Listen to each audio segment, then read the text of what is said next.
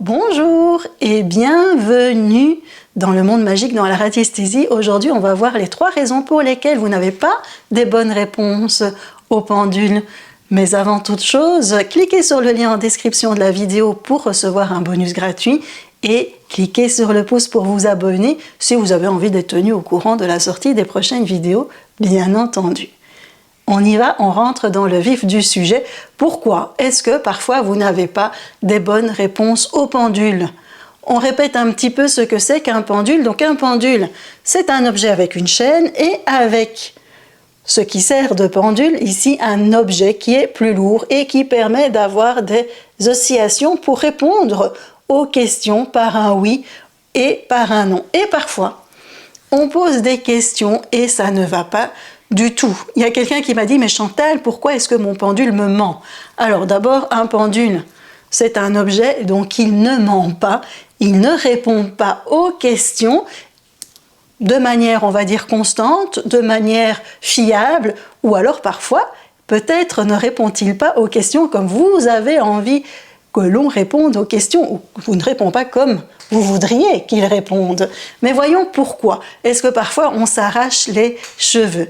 La première cause pour laquelle un pendule ne répond pas bien, c'est que vous avez des énergies néfastes qui sont collées, qui sont présentes sur le pendule.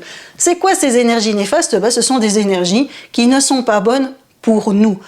On a autour de nous un monde invisible et dans ce monde invisible, on a des énergies qui sont bénéfiques pour nous et des énergies qui sont néfastes pour nous. Et ces énergies peuvent se coller à nous et se coller au pendule. Alors qu'est-ce que ça veut dire se coller? Ça veut dire qu'elles sont présentes sur ce pendule par exemple.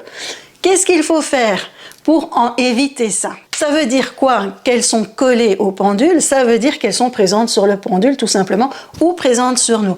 Quand on a des énergies néfastes présentes sur le pendule ou présentes sur nous, eh bien, elles peuvent s'amuser avec nous, entre guillemets, et provoquer des mauvaises réponses. Donc, avant toute chose, quand vous voulez poser des questions à un pendule, il faut vous purifier et il faut purifier le pendule. Ça, c'est indispensable.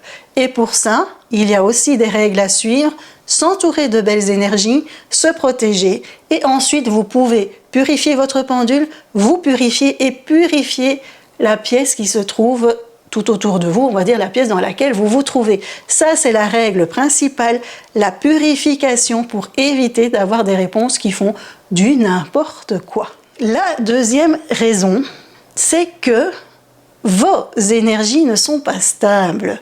Et oui, c'est quoi faire du pendule? Le pendule, en fait, c'est la projection de ce que vous pouvez recevoir grâce à vos canaux de perception. Vous allez poser une question, vos canaux de perception vont s'ouvrir, vont aller chercher l'information parmi, on va dire, vos guides ou à l'intérieur de vous, parmi votre âme, grâce à votre âme, puisque votre âme, c'est le premier guide que vous avez. Donc, si vos énergies ne sont pas stables, si il se passe quelque chose dans vos énergies, si vos énergies sont polluées par autre chose, si vos énergies s'en vont de vous et puis elles reviennent, enfin bref, et si votre âme n'est pas vraiment à l'intérieur de vous, qu'est-ce qui se passe? Quand vous allez poser des questions, vos réponses ne seront pas justes. En plus, si vos énergies ne sont pas stables, eh bien, votre convention oui-non peut souvent changer. Un coup, elle va tourner comme ça, un coup, elle va tourner autrement, et donc c'est vraiment une catastrophe. Donc, faire des soins énergétiques régulièrement est important, parce que la radiesthésie, c'est de l'énergétique, et pour bien penduler, il faut que vos énergies, elles soient très très bien. Ok, maintenant, vous avez un pendule qui est purifié, vous avez fait plein de soins énergétiques sur vous et vous êtes vraiment bien, mais ça ne va toujours pas quand vous posez des questions qui vous concernent. Eh bien ça, je vous dirais que c'est souvent normal. Qu'est-ce qui se passe quand vous posez des questions qui vous concernent? Parfois, vous posez des questions qui sont émotionnellement très intense. Je rencontre l'homme de ma vie, par exemple.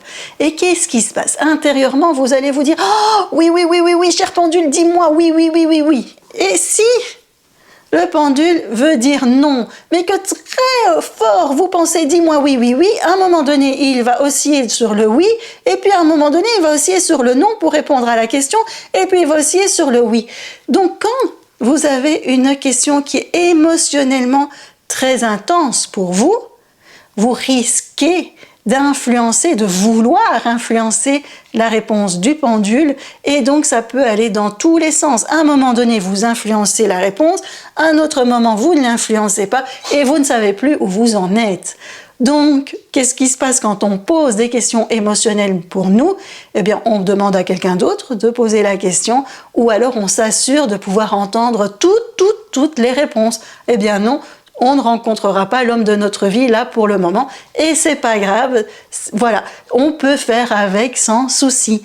Donc vous posez des questions qui ne vous apportent pas trop de peur pour la réponse, ou vous demandez à quelqu'un d'autre de penduler pour vous.